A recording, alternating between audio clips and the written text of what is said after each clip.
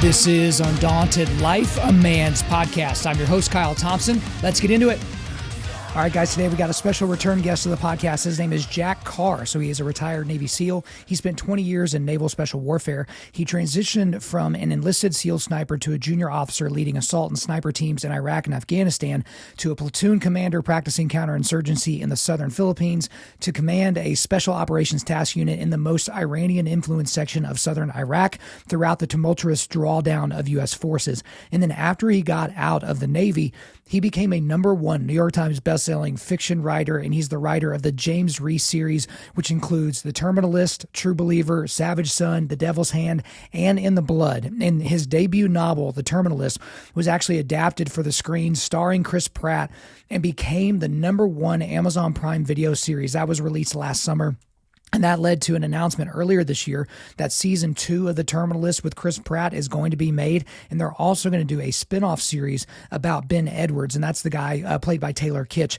And then today we're also going to be talking about his latest book in the James Reese series, the one I got right here, Only the Dead. This is out now. If you're listening to this podcast live, this is the 6th novel. It is out now. And then most importantly, in addition to all those accolades, he's been on this podcast twice before. So he's been on episode 168 and episode 309. So guys, we don't do a lot of the introductory stuff on this particular interview, so you can go back to episode 168 and episodes 309 to really dig into that. But on this interview, I always like to start whenever I talk with him about things that are outside of the work he does, and because he has a lot of interest in history and current events. And so we talked about the rise of China as a formidable adversary. We talked about Ukraine, the war with Russia, the potential of World War III. But then we got into the Terminalist show and kind of how that all came together, the wild amount of success they had, and how that led to the expansion of the Terminalist universe. What type of involvement is he going to have in terms of the writing and all that moving forward? Then we do get into Only the Dead. We get into that novel. And here's a special spoiler for some of you guys. What we did, and I did this way back in the day. If you've listened to my show for a long time, you remember when I did this with Stephen Pressfield. We stopped the interview around the 35 or 40 minute mark, and then I'm going to do the normal outro, and then after the outro music ends, we're going to do a spoilers only question and answer thing about Only the Dead. So do not, and I mentioned this in the interview, do not listen to everything we talk about after the end of the outro music if you have not caught up, read all 6 novels or listened to them, and also, more importantly, read Only the Dead. So guys, I know this is coming out the day the book comes out. And so if you want to listen to this first part, go and read the book or listen to the book and then come back and get the back end. I think you will really, really enjoy it. But we do also spend some time talking about a new writing venture that he has. He's getting into the world of nonfiction. Okay. And so that's something that we can look forward to next year. I always enjoy my time with Jack CARR. So guys, I'm not going to keep him from you any longer. So without further ado, let's get into it. Jack CARR, welcome back to Undaunted.Life, a man's podcast. Thank you so much for having me. Great to see you. It's good to see you. Every year we're going to make this an annual thing, but this is your 3rd appearance on the show, Jack. And now I know, especially in the last year, and we'll get to that, you've gotten a lot of accolades here recently, but the 3rd appearance on Undaunted.Life, a man's podcast, I feel like that's something that you should, put in a frame and put up on the mantle. That's a big deal, Jack. I just might do it. What was so is the first book we talked about, was it Savage Son or Devil's Hand? So we went Devil's Hand, In the Blood, and then now we're on Only the Dead. So nice. Yeah, we've just kind of done one a year since then. And you're going to be expanding your writing prowess here very soon. I'm excited to talk to you about that. But the last time we did talk, and I don't know if we talked about this on air or off air, but we were just talking about how crazy busy you were, how you were going to try to get back in the gym, and you keep threatening to hire an assistant. So Jack, this is your accountability hour here. Have you hired an assistant? Have you gotten back in the gym yet? So I'm doing 50-50 as far as this goes. Assistant, yes. Gym, no. But it is just outside this window. I do have one now, and right.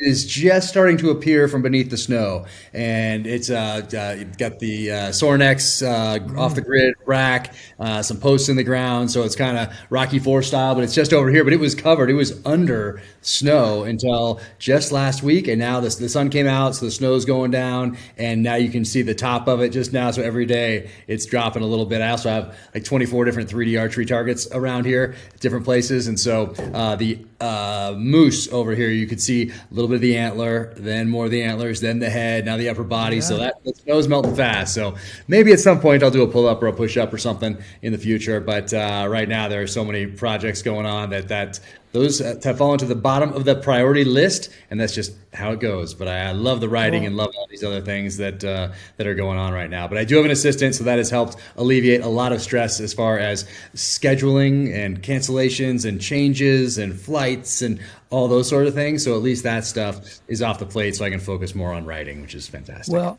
you may see a ginger show up on your driveway at some point in the future. Just know I come in peace. I'm only there to work out with you early in the morning. But we got a lot of stuff that we're going to cover in terms of the work that you do.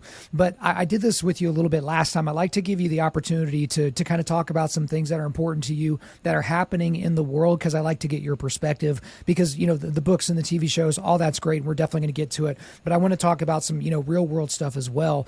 And this does tie into the new book, Only the Dead. But the rise of China as a legitimate, formidable adversary. You do talk about this somewhat in some of your writings, some of the public speaking that you do, social media, but we keep hearing about them potentially invading Taiwan, aligning with Russia and Iran, trying to create a new currency with, Russia and Brazil. And, they have their own debt issues. They have a population replacement rate issue. But, we seem to see that they're having good success at trying to rot away America from the inside, as opposed to attacking us, from our West Coast or something like that. But just since we're just flying over this topic, what are your thoughts as we move forward into the future, Jack, with China being an actual adversary of ours?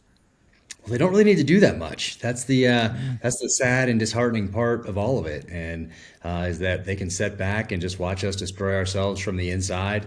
Maybe a couple of them are even laughing about it. I mean, they got some serious problems, of course, over there, some of which you just mentioned. But when they look at international adversaries, us, they can sit back and just maybe wonder and scratch their heads and say, how did this amazing, powerful country, the United States of America, this economic powerhouse, this military might, how did this devolve into what it is now? How did they have 20 years to plan for an exit from Afghanistan? And how did it end up the way that it ended up? And why are they arguing about all these things internally that just benefit a political ruling class, an established bureaucracy, a permanent Washington? You know what? We don't need to do that much.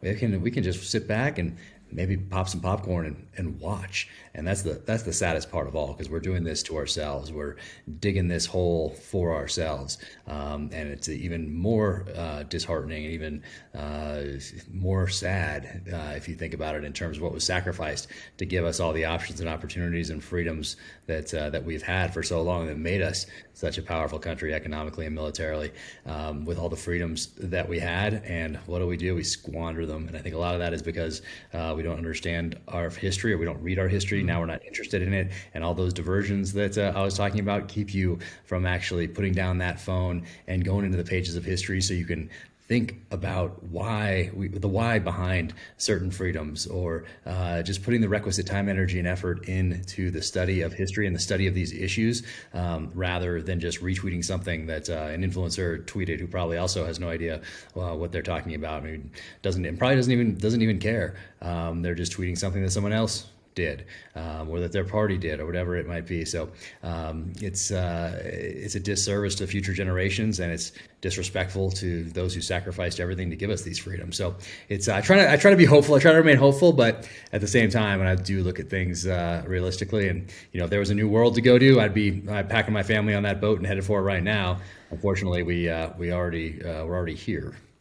Well, Jack, it's one thing to get beat and it's another thing to beat yourself. Like, you talk about in tennis, there's unforced errors. Those sting a lot more than your opponent hitting a good shot down the baseline. But this is all kind of at the very least tangentially related to what's happening in Ukraine. And so obviously we're coming into the spring. We keep hearing about the spring offensive, the summer offensive, what Russia's going to be doing, what Ukraine's going to be trying to be doing, what NATO's going to try to be doing. And everyone keeps using the phrase World War III, World War III. We're very, very close. What if Putin gets, backed into a corner? What's he going to do to lash out? And I guess give me your thoughts overall. Again, I know we're just barely scraping the surface, talking 30,000 foot view on this, but the war in Ukraine and some people in America, they're just, blank-headed support of it is strange to me. For other people, just basically, I don't know. It's an odd situation. Just kind of give me your read on it for right now. Yeah, so you ask a question about it, and all of a sudden you're on Putin's side. Right. Okay, I mean that's how social media has been weaponized. I mean, it's a tool, and it's been weaponized to divide, and that division helps permanent Washington, helps parties galvanize bases for reelection campaigns, whatever it might be. Helps, of course, the different industrial complexes, whether it's pharmaceutical or military or tech or whatever it might be. But it's interesting that I read an article this weekend that was written in 1997. It was an op-ed for the New York Times, and it's essentially predicted what has happened today, but it was written in a time when it was in the moment in 1997, a current event of how we were treating Russia and Ukraine as we came out of the Cold War, and it was very interesting to read right now. But of course, I don't think that's really going to get republished or get too much attention in the media. But we can't seem to find a war we don't like. And unfortunately, this one you could predict. I put it in my second novel, True Believer, which came out in 2019. And it is also interesting because as we write the scripts for that series on Amazon with Chris Pratt, the ending's going to have to change a little bit now because they actually did invade Ukraine. So that's going to have to just change just because that's the state of the world that we're in right now. But it's unfortunate that there are a lot of these problems that we're talking about, specific to Ukraine and Russia, we had a large hand in creating at the end of the Cold War. So it's tough to look at, and also tough to look at in a way that we don't take those lessons and apply them going forward as wisdom. We just go to the next thing, and it seems like who's this war going to benefit? Well, you can take a guess. Who's it not going to benefit? Once again, these are not hard questions. And it's tough, and I did weave it into the novel here. There's a memo that was declassified for a short amount of time that had gone through a multi-year review process, and it was a memo, the Perutz memo. It's in the back of my book. I put it in the acknowledgments. I've woven it into the fabric of this story, and then it got reclassified. I might know a guy with a copy just because it was out there in the public domain for a while. But it sheds light on the Russia-Ukraine dynamic. The Russian mindset would be very helpful to us right now. But of course, why is it being declassified again? I don't know. We can ask the questions though. Yeah, there's quite a bit of power brokering going on behind the scenes, but it's kind of what you've alluded to and what you talk about constantly on your Instagram is like we just don't know our history. We're so unbelievably ignorant, and we're ignorant of the history of a month ago, much less decades ago, of things that are pointing to today. But one thing that you just brought up there that we obviously need to talk about, we need to talk about the terminal list on Amazon, because last time you were on the show, Jack, this was May of last year, which was actually before the release of the terminal list on Amazon Prime Video in July. And I just got to be honest, I was nervous about watching the show because I was like, it's going to be impossible to mess this up, so they're probably going to find a way to mess this up. But I was like, I kept watching, the social media, and I'm like, okay, this looks good. And then in the first episode, I was like, the first episode, I was like, I don't really know if I buy Chris Pratt as this character. But then at the end of the first episode, it's like, I can't believe they actually showed that. No spoiler alerts, anyone that hasn't read the book or seen the show. But it was amazing. It was one of the most impressive visual storytelling things that I've ever seen. And I'm not just blowing smoke. Like for me, it's up there with like a Breaking Bad or Rome. That was a show that HBO did back in the day. Just these really high quality shows that told a larger narrative story. overwhelmingly successful, the #1 streaming series on Amazon Prime Video almost immediately. It sent you really to the stratosphere. I was nervous that we weren't going to be friends anymore because I was like, this guy's going to be on a rocket ship to the moon. I don't really even have a question, Jack. I was so happy for you. I was so happy for everybody that worked on the show. It was absolutely top notch. Take me through last summer and what that was like for you. Yeah, and it's been amazing to be a part of this from the very beginning. And usually, once an author options something, they're pushed to the side. They don't want the author involved at all because things are going to change. You're telling a story through a visual medium now, very different. You can't in writing. There's no budgets. I can put any set piece that I want in there with no consideration towards budgets or travel. None of that. Well, in the script, guess what? If you pick this thing up and move it to country X, or need let's say the Eiffel Tower as a backdrop, or you need the Golden Gate Bridge to explode, or you need you can't do that oftentimes on television, just because of budgets or how the story flows over an 8-hour period. That's how long you have to tell the story and have this story arc.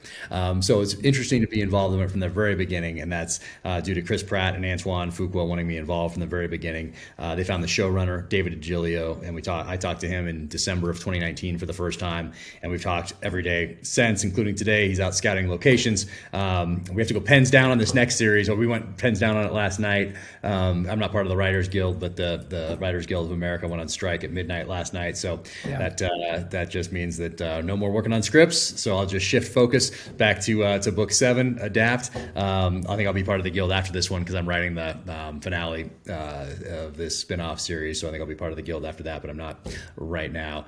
But so to be part of that, so from Chris Pratt optioning it, to finding the showrunner, to talking to him, to have him bring me in so early and to write that first episode and me be just a sponge on that, advising on that, and then putting the writer's room together, advising on all of those scripts, and then taking that and moving into production and being on set and having a cameo, and then going through the post-production process and the editing process, and then move into the marketing side of the house and dropping it on July 1st of last year, and then how that follow-up works. And so being part of all of that as an author is, people tell me it's fairly unique. It's my only experience in it, obviously, up to this point, but most authors tell me that they don't have that same experience. But it was amazing. It came out a couple hours early on Amazon, and so I guess it really came out June 30th or whatever it was. 30th, yeah. But anyway, July 1st was the day, and it was just incredible to see it on screens and to have it get the audience reaction that it did, and Rotten Tomatoes, and have it be so high up there.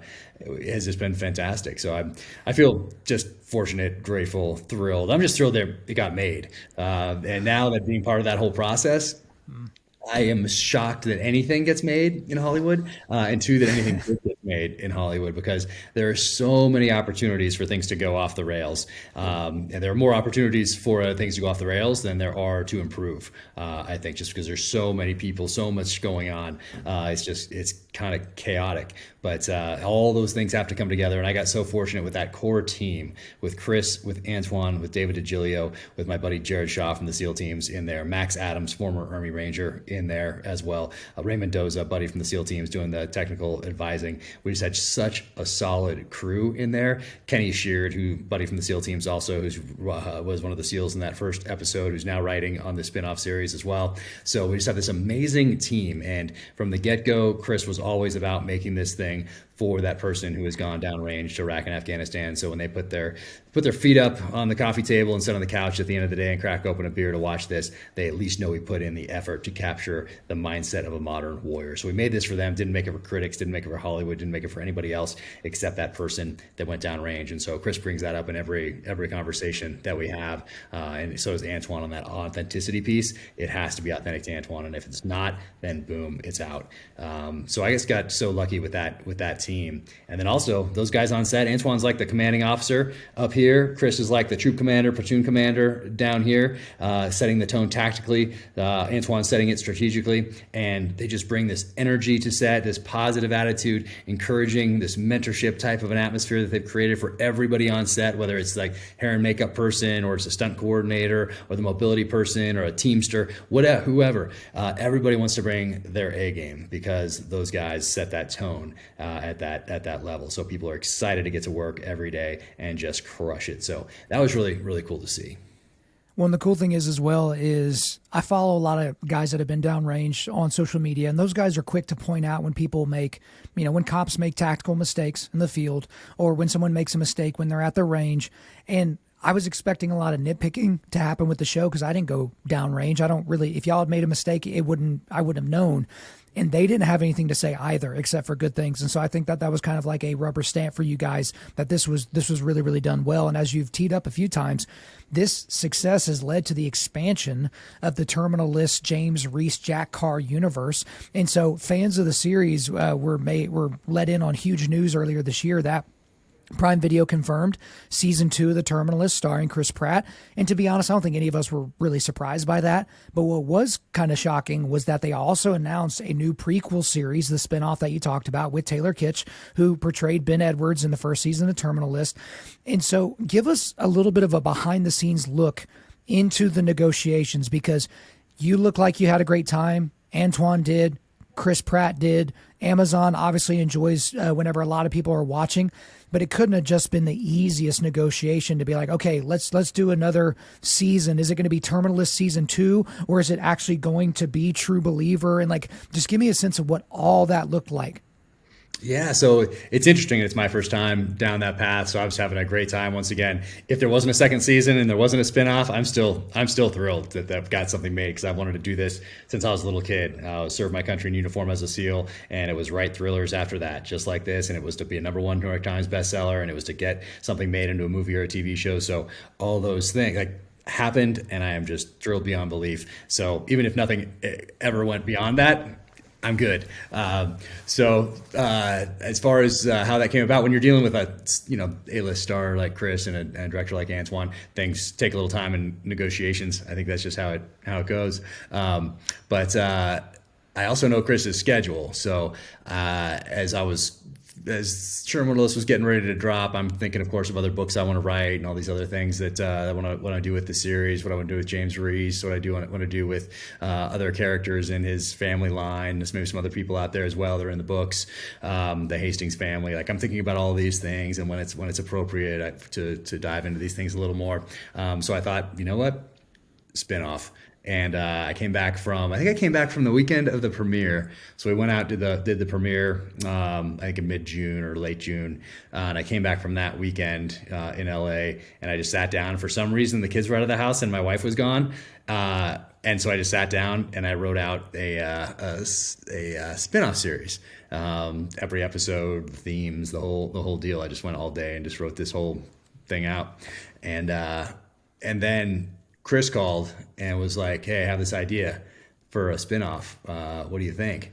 And it was different than mine, but I was like, oh, yes. And his made much more sense than mine, because now we have this fan favorite character, Ben Edwards. People are a little curious about why he, I guess if you have to say spoiler alert or not, how he turns bad and like that side of it. And people love Taylor, and Taylor is one of the characters, or Ben Edwards is one of the characters that I think was much more fully developed and in a much better way than I did in the book. What Taylor brought to that role also just elevated it to another level. And so it completely makes sense to go with a Taylor Kitsch, Ben Edwards spinoff prequel series, answer some questions, and do something also. So no one. This is what I love about it also, because there's not a book of it. Someone who's a fan of the books can't sit there and be like, okay, this was different. This was different. I hate it. So that's not even an option. So it's kind of cool to create something out of whole cloth. So it's a series created by me and the showrunner David Agilio, and it's awesome. It's I guess what I can say is it's a more of an international espionage thriller rather than Terminal List being revenge thriller, conspiracy thriller, action thriller. This takes things to another level, and is I think that's probably the best way to describe it. But yeah, I'm fired up. These scripts are looking awesome. Well, really cool. We're fired up as well here on this end. And as you mentioned a little bit earlier, you've predicted these things were going to happen, that, 20 years in the SEAL teams, that you were going to be with Simon & Schuster. You predicted, your editor, that you'd be #1 New York Times, that it would be made into a television show or a movie or something like that. So I'm going to make you predict something now, which is how much bigger will the Terminal List slash, Jack Carr universe get? Because Chris Pratt is one of the most in-demand superstars on the planet. He's one of the most famous actors on the planet right now. He's the A-list of A-list. We've got 6 books out now. We're going to get to the newest book here in just a second. Is that 6 seasons of Chris Pratt? Are we just going to keep going with this? How much longer physically can he be the James Reese character, which is an incredibly physically demanding challenge? Give me an idea of where the expanse of this universe goes, and dadgummit, you're going to be specific, okay? Well, I have a strategic plan. Actually, I print it out every time I make a change to it. It's on my board over there, and I think the best way to do it is let Chris announce those things. So, because you never know, you have great plans and things in the works, and something derails, and that's just how life goes. So you never know. But I guess I could say that there are some really interesting and cool ideas that we want to explore. I think it's probably the best way to say Okay. it. Fair enough. Well, do you have any idea when season 2 of is it going to be called The Terminalist season 2? Is it going to be called True Believer? Do we have an idea of when that could potentially hit the airwaves, as it were?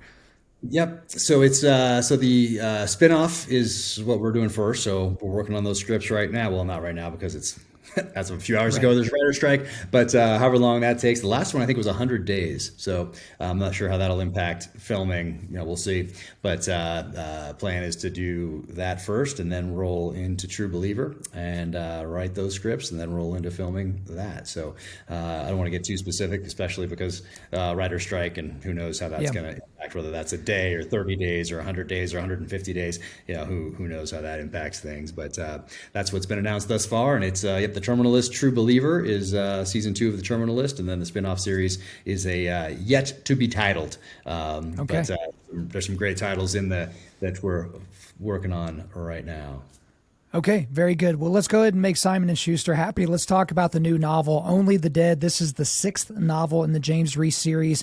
You've got your copy there. Thank you so much for getting me a fancy copy, which, by the way, what does a guy got to do to get the fancy copy? Because I got the fancy copy, but mine didn't come in the special packaging with a grenade and a special watch and all that. But we can talk about that off air, me getting on the special list. But this is the 6th novel in the James Reese series. They literally keep getting better, and no blowing smoke. I think this is the longest of the 6, but I love. Okay, it is the longest. This is my favorite cover so far. I think the cover was absolutely fantastic, especially if you read the story, which, by the way, guys, as I mentioned in the introduction, stick around after the interview. If you've read the novel, we'll get into some spoilers. So for those that have not read the novel yet, and maybe they're not caught up with all 6 novels, give us a 30,000-foot view of what fans can expect from Only the Dead. Well, it's certainly the longest. It's also the most brutal. And when you do these things, I kind of thought I had a good idea of, once I have that title, I have that theme, I do a 1-page executive summary, and then I read that and I say, is this worth the next year and a half of my life? And if that answer is yes, then I read it again and say, if somebody was walking by Hudson News in the airport and were to pick this up and read a little bit about it here, would they be willing to invest time that they're never going to get back into this story? And if the answer is yes or probably, then I'm all in. And then I turn that into the outline. And in the outline, I'm like, okay, this will probably be this is my 6th time doing it, so about 115,000 words, 118,000 words. And I blew right past 115, blew past 118, blew past 120, blew past 125, blew past 130, blew past 135. So this is about 139,000 words in this one. So it is the longest to date, but that's just how long it took to tell the story. So I don't get to 100,000 words or 105,000 words and start saying, time to wrap this up. It's that's about it. That's what these books should be. It's however long it takes to tell the story, and I'm not overly concerned with my deadline. Maybe we should edit that out for Simon and Schuster, but I'm not overly concerned with that. I'm only concerned about the best story possible, and however long that takes, that's how long it takes. And this one took 139,000 words. So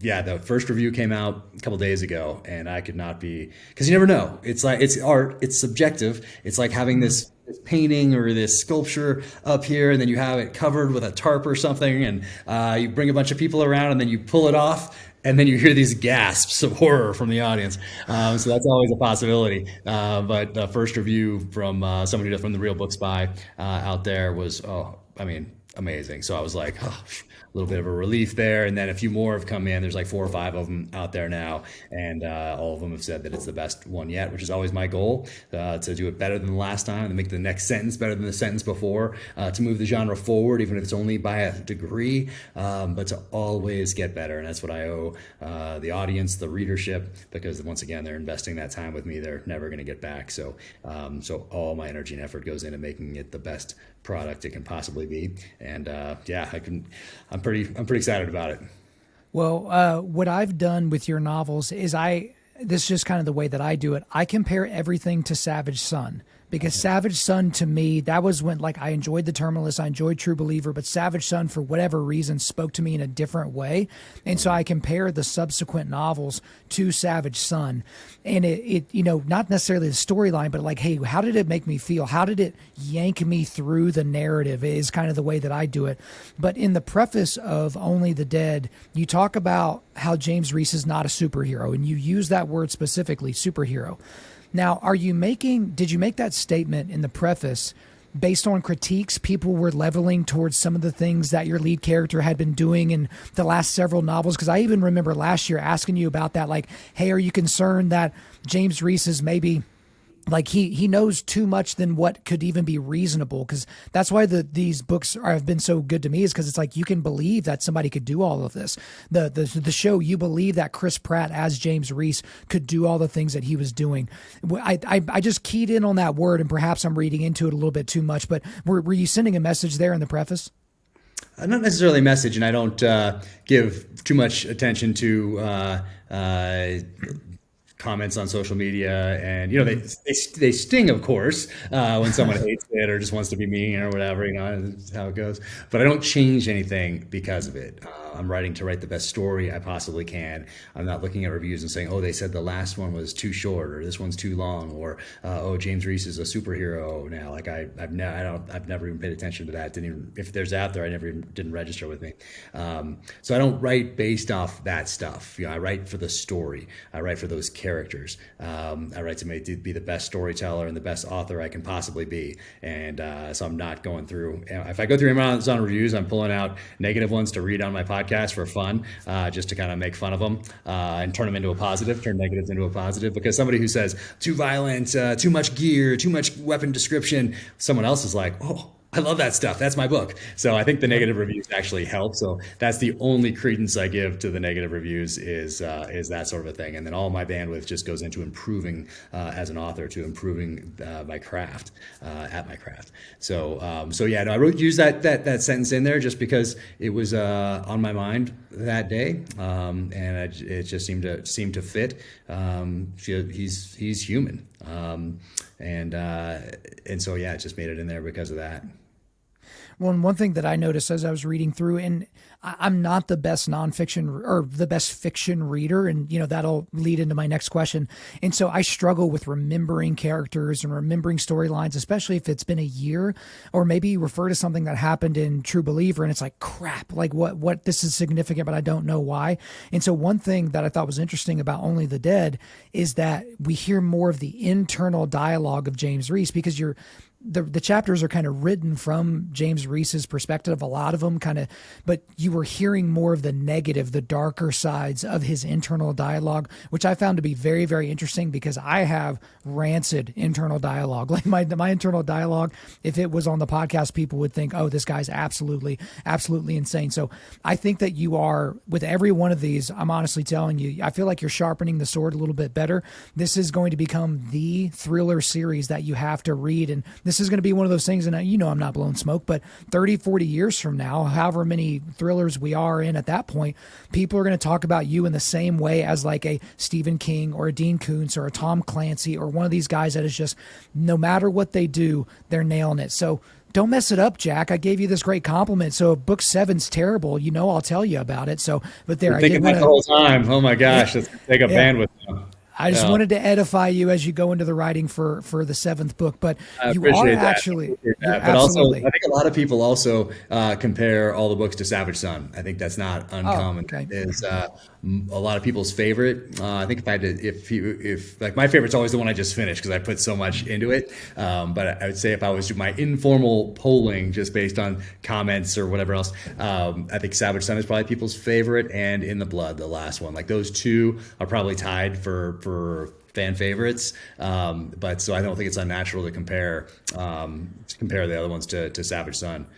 Well, it's the subject matter. It's like, okay, hunting of humans and hunter hunted dynamic, and then the sniper dynamic. Like, who doesn't like that? Like, if you don't like those two subject matters, you don't like thrillers, so you're not going to be reading them anyway. And so I think you're just dealing.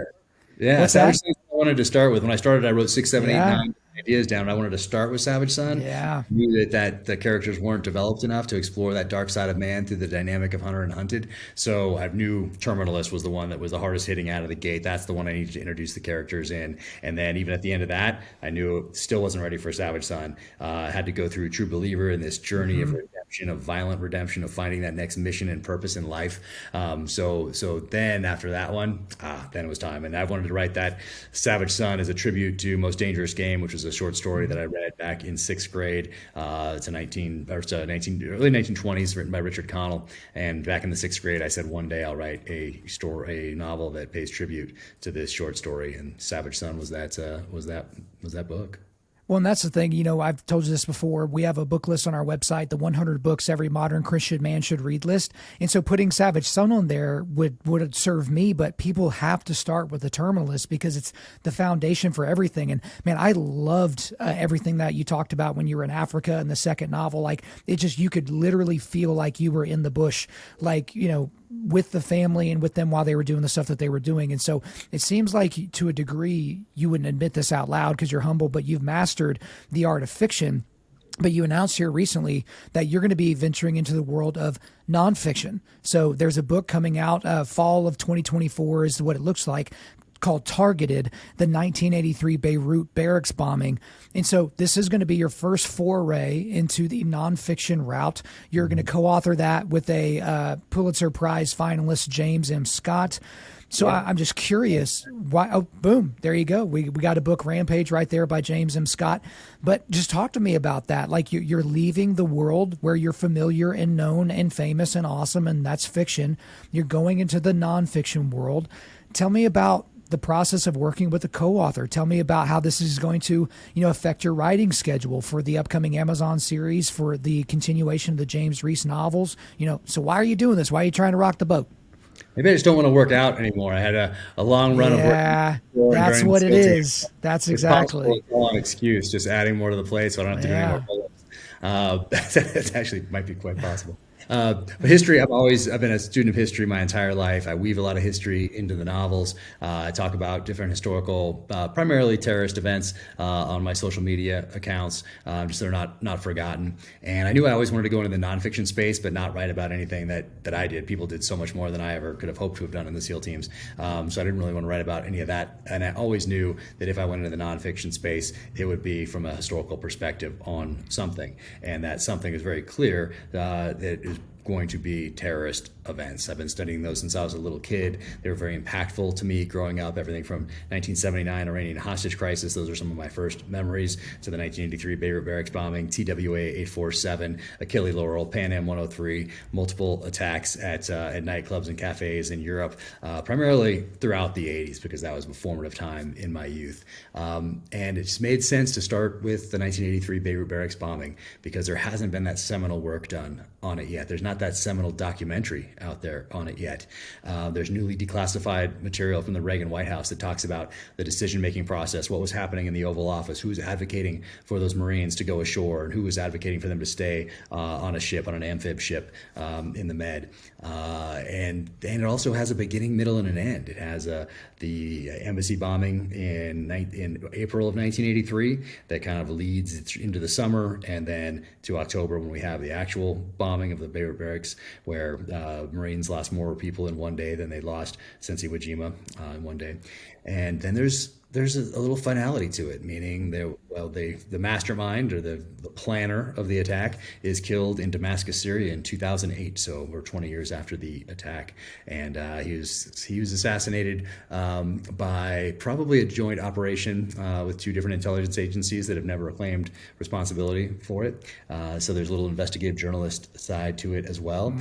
So it has all the elements of an amazing story, and it's not just rehashing something that's already been done. And it's something I want to keep alive. I don't want people to forget. And it's also something that has loomed over U.S. foreign policy ever since through today. So it made sense to start with that one. And James Scott is the only person I wanted to work with on this. He's a fantastic author, has 5 books out there, most of them on World War II, Pulitzer Prize finalist, historian, and such a good guy, just absolutely amazing. So we've teamed up on it, and he's just incredible. So my original idea was to do one a year in the fall, and the targeted series would be with nonfiction every fall. As soon as we started doing this research, it became very apparent that it was going to take, if you're going to do it right, it was going to take longer than a year. So I called my publisher back and said, hey, I know the contract says every year, but this is going to be an every 2-year thing. And they said, fine. So yeah, I'm learning a ton, and I'm sure some of the things that I learned during this will make their way into future novels. It's just naturally how things go. But yeah, that's a year and a half out. So yeah, I'm really excited about that.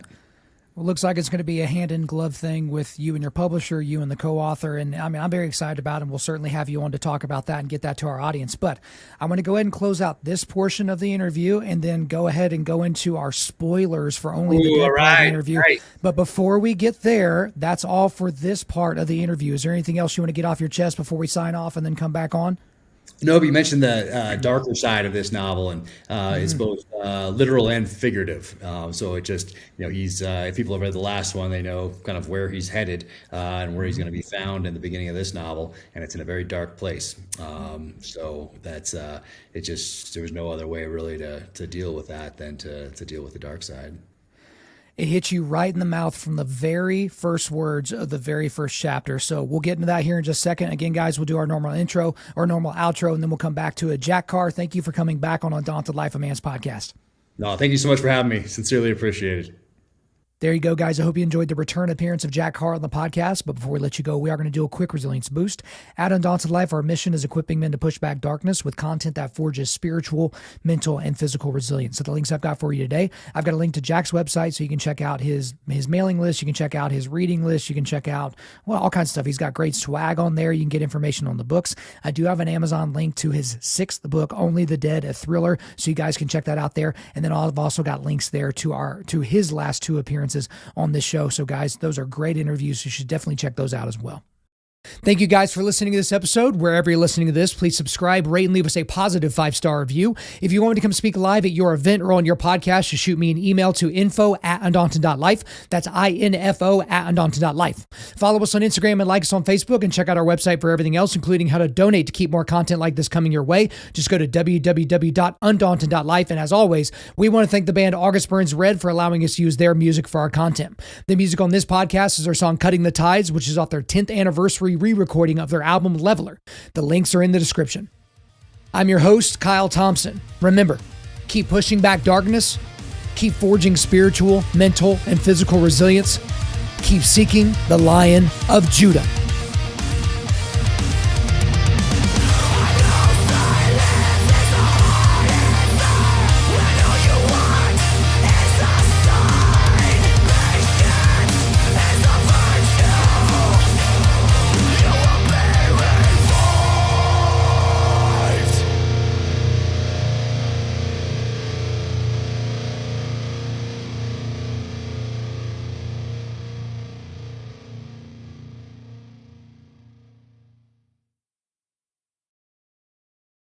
Jack, we are at the bonus segment. Again, this is the spoiler alert. This is now the 15th time I've announced it, guys. If you have not read Only the Dead, you're a moron if you keep listening. You're going to ruin your life. But in Only the Dead, we finally get to see the contents of Reese's father's safety deposit box, which leads to the main plot of the book. Because in Only the Dead, I would say that the main plot is that there's an international cabal or group of power brokers that are trying to reset the global power structure away from the West, more specifically the U.S. And this group, comprised of Russians and others, they attempt unsuccessfully because of Reese and his crew to try to blow up a nuclear bomb off the coast of Israel. Evidence big spoilers. I hope nobody's listening. Yeah, I know. I mean, we're launching right in here. We're launching. I know I'm making you uncomfortable here, but again, I gave the caveat. But then they wanted the evidence to suggest that Israel was attacked by Iran. Israel would obviously go to war with Iran. The United States would be pulled into another war in the Middle East by coming to Israel's aid against Iran. This would open the door for Russia to fully take over Ukraine and for China to invade and take over Taiwan, thus changing the power dynamic of the world. So I would assume that's a decent summary of kind of that main part of the book. But I guess my question to you is, you give the group the title, The Collective. This is a group of power brokers that don't see country nearly as much as they see capital P power. Do you think a group like The Collective exists, and that's why you were able to pull that into the narrative of the novel? Do you think that type of a reset of the world power structure is possible or likely or inevitable, and that's why you kind of brought it to the fore here? Yeah, so I don't know, and I called it The Collective for a reason, meaning it's kind of ambiguous. It's not like there's a membership roster. There are people that are associated with it at different levels, and some not even knowing exactly what they're connected or what they're connected to. So it was intentional to use that kind of a terminology. And could the collective exist? Well, things are certainly becoming more global and have been for the past 30 years, but not just in a sense that, hey, it's less expensive to manufacture this part for an American company, let's say in Mexico or in Thailand or what it might be.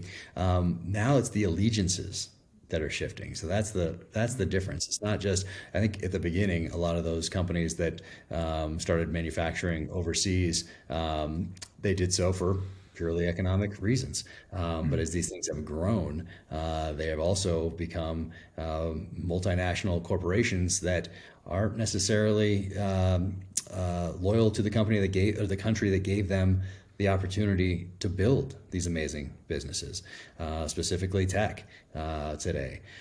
And so I wanted to explore that piece. So now you're beholden in some cases to shareholders, in some cases not. But it seems like that loyalty to country is trumped by loyalty to shareholders, responsibility to shareholders who, in many cases, are not U.S. citizens. So now you are loyal to this group that does not have the best interests of the country at heart, and in a lot of cases actually might have the exact opposite as their goal. But they've infiltrated, and I keep going back to. I think I put it in this book, or maybe it was the last one. A couple sentences about during the Cold War, if Russian leadership and intelligence service leadership had a crystal ball and could see us today, they probably wouldn't have worked so hard to subvert us back then. All they just needed was patience. They just needed a sniper's patience to wait. So not much shocks me these days. I guess that's the best way to put it. Well, so I guess that actually really leads to my next question, because what I sense, and again, I told you I suck at fiction, so if I'm drawing lines that aren't there, then just call me out and call me stupid. But in Only the Dead, you can sense a growing cynicism with Reese as it pertains to the current state of the U.S., the future of the U.S., Russia and China trying to defeat the United States from within, which you kind of just talked about, as opposed to from without. And then it's like, okay, we don't have any sovereignty with our borders. There's no faith in our elections. The politicization of everything, including sports, the military, LGBTQ craze, BLM Antifa, the distrust of the media and government, younger generations feeling entitled and fragile and they don't want to work. And all these things, we can see the decay of our society around us in real time in 2023. But I'm sensing that from James Reese in the novels. Am I wrong? No, but I want to give him a little bit of hope. Like I have him moving that direction. The more he sees, the more he experiences. That's the natural way to go. But I like to give him just a little bit of hope still, because that's gonna need to carry him forward into other novels. Now that essentially the opposite of that is Rafe. And Rafe's family has experienced similar things before in Rhodesia and Africa, moving first to South Africa and then to the United States, specifically to Montana.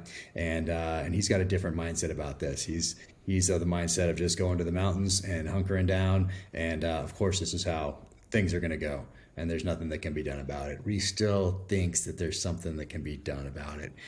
So those are so I like having that the differences from those two warriors with similar backgrounds. Gives them something to talk about, and gives two different perspectives, because there are times when I sit down on the couch with my wife at the end of the night and pour a glass of wine, and we are exceedingly worried about the future of the country for our children's sake, and it's hard to keep that light of hope alive. So that's kind of, maybe that's the battle going on. Not necessarily a battle, but those are just the two differing perspectives that maybe I'm dealing with inside, perhaps. Well, Jack, I mean, I vacillate back and forth. I'm typically wired for pessimism anyway, but I vacillate back and forth between being very cynical about our future and very optimistic about our future, because as a Christian, you have to believe that history is going in a particular direction and it ends with Christ ruling over all. But at the same time, we're here now, and we want to do things as a country and as a family and as an individual that leads to the most amount of human flourishing possible. But when you see the degradations happening around you culturally, it's not just conservative Twitter saying that. It's not just Fox News, and it's not just your favorite, Republican pundit on your podcast that you like to listen to. You can just see it. You can feel it. You can see it in the eyes of people working at, department stores or working at restaurants. This malaise, this I just don't really care. And COVID had a lot to do with that. But, I share that similar sentiment. You and your wife probably talk about it a little more than my wife and I do, because my wife's the most optimistic person ever. So I'm trying not to bring her down. But one thing at the end of this book, Jack, is obviously you've talked about book 7. We know the James Reese story is going to go on, but compared to what happened in the blood left you with a cliffhanger, a major cliffhanger, like James Reese just got arrested for killing the president. Hello. But then in Only the Dead, the story kind of wraps up nice and neatly. He stops the collective. He kills the guy that killed his father, at least, the guy that paid for the bullet, as it were. He's with Katie. You can hear the wedding bells in the off ramp or whatever. Like, it seems like you're done with James Reese, but we know you're not. So is this just kind of like you're experimenting with a nice, neat bow at the end of a book versus leaving us on a cliffhanger and hating you for a year? Well, I think, but when I'm thinking about readers, I haven't left all of them with cliffhangers, but I've left them all with a little something. And that's it's ambiguous, right? You don't know exactly what's going to happen. Yep. But there was more of that in this last novel, in Only the Dead. So the art is to wrap up and give the reader or listener these days enough resolution where they're like, oh, amazing, but then also wanting them to go on to that next book. And so leaving just enough, just like you leave at the end of a chapter, you want to leave that end of that chapter in a certain way that makes them turn the page at night, so they stay awake all night reading this book. So I like to finish books like that as well. But Only the Dead, I thought about that ending quite a bit, and I wanted to give it a shot. So I thought there was enough resolution, but then there was something that was introduced at the end that I'd also set up back in the previous novel. If people would go back and read The Devil's Hand, there are 2 sentences in there with President Christensen where it is a direct link to what happens to him. Right. I've been setting it up for a little while, and so anyway, it made sense to end this one like that. But it's not a formula. It's not like, I need to leave it on a cliffhanger. How am I going to do that? No. This one just naturally ended up in that place. That last one, in the blood, just naturally ended up there, just as this one naturally ended up the way that it did, and tied up a lot of those storylines that I'd been exploring, teasing over the last few novels. So most everything gets tied up here, which also means that there are a lot of different ways things can go in book 7. At the end of the last book, there was really only one way things were going to go, at least for the start. So I knew exactly how it was going to start. This one could start a few different ways, this next one. So people have to wait a year for that, though. Okay. Well, I will tell you, after I got done with In the Blood, I was very angry at you. I was not happy with that. It's just you did what everyone does. Like when you end a season of a show and you end it with the guy almost dying, it's like, okay, this is terrible. This sucks. But the last question of the day, I'm actually going to let it be an open-ended question because here we are. We're behind the curtain. We're talking about spoilers. I've made you nervous. Is there something about Only the Dead that people that have read all 6 novels and have ended with Only the Dead, is there something that you kind of want to talk about that you're not going to be able to talk about in most of the other interviews because the people haven't read the books yet? Ooh, that is a very good question, and I'm not sure. There's probably multiple things that I want. Yeah, I mean the POW MIA issue certainly Yeah. is one that the more research I did into it, and that's back in 2002. I first read Eric Haney's book on Inside the Delta Force, and I was reading it because I read every. I was back then I was reading every book that came out on special operations, and I got to this chapter where he said, hey, in 1981, Delta Force was spun up to go back to Southeast Asia to rescue American POWs. And I was like, wait, what? What? Yeah. And he devotes about 2 pages to it. But I remember, oh my gosh, that is, are you kidding me? And it didn't get much play in the media, which was shocking to me. But I filed it away and I kept the novel. Not novel, the book. It's nonfiction. So I kept the book, and then I revisited that book and a host of others, and did some more deep dives into really how the Vietnam War ended, the Paris Peace Accords, returning with honor, then what happens in the 80s, and then different people who came out that flew either SR-71s or U-2s or had access to satellite photographs, and all these different things that were kind of not really explored too much by the media Yeah. for some reason, because there were also some crackpots that were saying certain things, and so there was a lot to go through back then. But it was shocking that not that many people did. But I have a few books here, 1, 2, 3, 4, 5, on the issue right here next to me that I'll put out in my reading list that highlights all the books that I use for research for this novel. So yeah, that's kind of a spoiler because I don't think people are expecting that to come up in this book. I don't think people are. I've kind of set up what's in James Reese's father's, Tom Reese, his safe deposit box to be certain something. I've been kind of hinting that it's kind of like, oh, it's going to be some former Soviet assets dropped into the United States back in the 60s, 70s, 80s, maybe early 90s, who are still around, who have a second generation. Like I've dropped some hints that were kind of leading people in that direction, but that's not what's in there. So what is in there is that surprise. So and it's all based on this research, and unfortunately, and I talk about in the author's note at the end what's real and what's not. People can go back to that author's note at the end if they want a little more information about that issue. So that's one right there that I don't think people are expecting in this book. Absolutely. Well, I got to be honest. I'm excited for the author's note with every one of your books as well, just because I'm like, okay, all this feels super real. Like, where did you take me for a ride? That's basically where I go to. So I always appreciate a little bit of that author's note. But Jack, I appreciate all the extra time here at the end, buddy. Absolutely. Thank you so much. This is awesome. Always great to talk to you.